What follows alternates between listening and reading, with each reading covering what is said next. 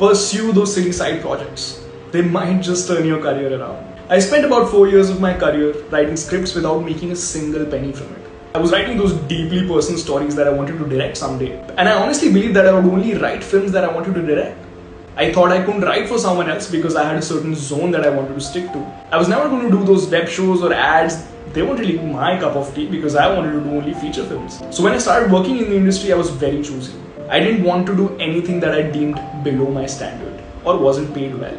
I was too hung up on finding this artistic voice of mine and gave up on anything that felt out of my zone. And I strongly believed that one day a producer would fall in love with my script and do everything in their power to produce that film just for me. In hindsight, who was I even trying to impress?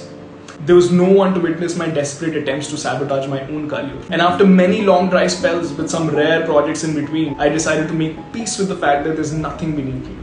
I have no zone, I have no artistic voice, and I need to work. So I worked for free, I worked for pennies, I worked for good money too, but I didn't say no to anything. I have done some smallest copy jobs like writing trivia for shows on Amazon. If you pause an Amazon show, you find an X-ray, you'll know exactly what I'm talking about. I wrote for reels, I wrote ads, short films, promos, etc. I even wrote cartoon shows for kids on television. So when the producers started noticing my work, they started offering me their stories to develop, and they wanted to develop them into web shows. So I did that too. And of course I'm going to direct those deeply personal stories someday.